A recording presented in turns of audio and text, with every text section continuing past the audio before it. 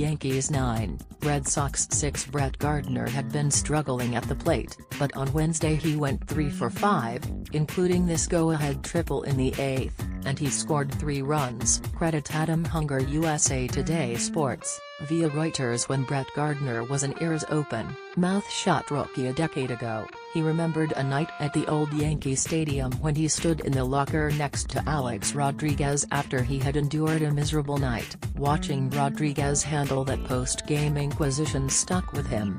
"I remember him saying, 'That's one good thing about baseball. We get a chance to come back here and redeem ourselves tomorrow,'" Gardner said. "I never forgot that. I try to take things one day at a time and learn from what happened from yesterday and today and apply that to tomorrow, and try to keep getting better."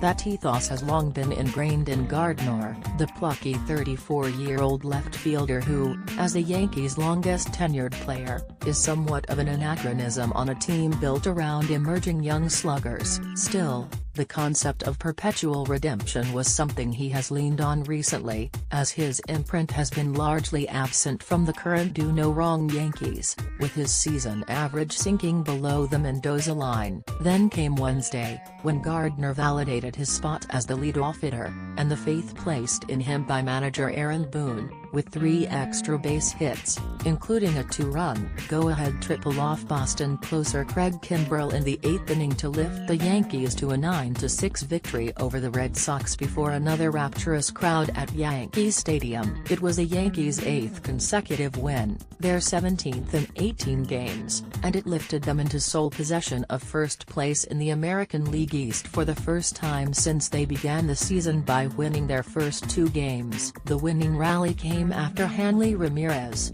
who has ably replaced David Ortiz as a Yankee tormentor, blasted a 2-run homer off Chad Green to put the Red Sox ahead, 6-5.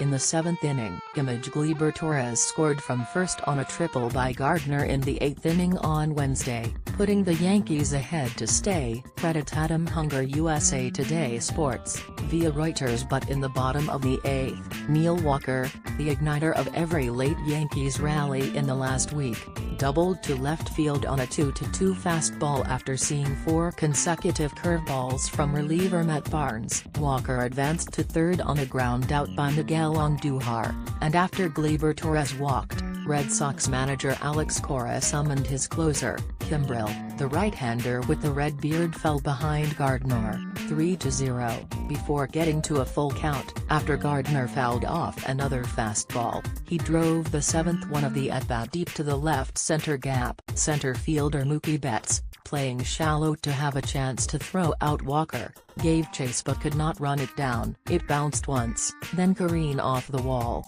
Betts got the ball quickly to shortstop Ender Bogaerts, whose throw was on target. But Torres, who pledged not to slide headfirst after tearing his elbow ligaments last year with a slide at the plate, artfully slid around catcher Christian Vasquez's tag, touching home with his hand.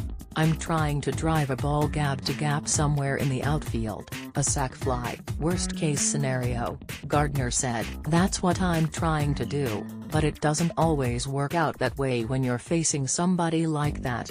Aaron Judge then followed with a home run to center field to give the Yankees some breathing room. During their streak, they have beaten the closer from all of last year's American League playoff teams, Fernando Rodney of Minnesota, Ken Giles of Houston, Cody Allen of Cleveland, and now Kimbrel. And, it seems, there is a different hero each night, some old and some new.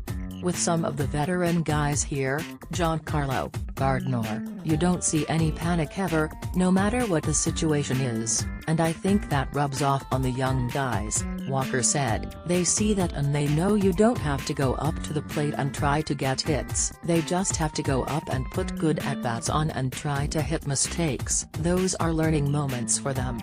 Gardner may have delivered the crowning blow, but he also helped get the Yankees started, something he has rarely done this season. Aaron Judge, center, was congratulated by Masahiro Tanaka and Torres after making a diving catch in the 5th inning. Judge also homered in the 8th inning. credit Kathy Willens/Associated Press, he entered the game hitting .198 with 1 home run after hitting a career-high 21 last season. But Gardner doubled and scored in each of his first 2 at-bats Wednesday off Rick Porcello, who carried a no-hitter into the 7th inning against the Yankees last month. Gardner was deprived of another extra base hit when Red Sox first baseman Mitch Moreland made a diving stop of his smash down the line in the 4th inning. The 3 hits were the most Gardner has recorded in a game this season. His emergence validated the faith that Boone placed in him before the game, when he said he had no intention of moving Gardner out of the leadoff spot except perhaps against tough left-handed pitchers. Boone said that Gardner was still getting on base, with 20 walks, tied for second on the team behind Judge, and that the team's internal data, including exit velocity, showed that better luck was likely ahead. Anytime you look up at the board and you're hitting .200, maybe you see some numbers that suggest you should be hitting a little better, or otherwise, it's kind of a good feeling, Gardner said. Up there at the plate, I haven't felt completely lost. I've felt good physically. I've been seeing the ball well.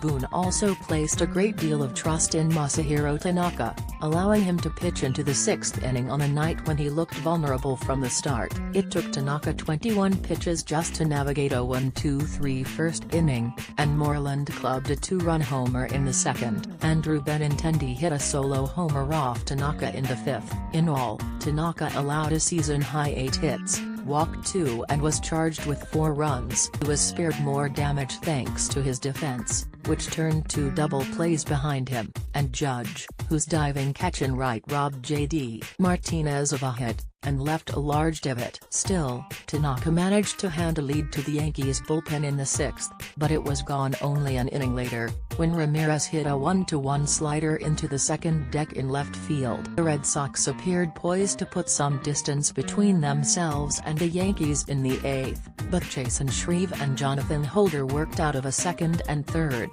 none-out jam to keep the Yankees within range. These days, though, who knows how far that range extends. There's nights when we get beat and there's nights when we can't seem to figure somebody out, Gardner said. But I think we all have a lot of confidence in each other that we're going to get the job done. It doesn't matter if we're down 1 run or 4 or 5 runs, we feel like we're within striking distance.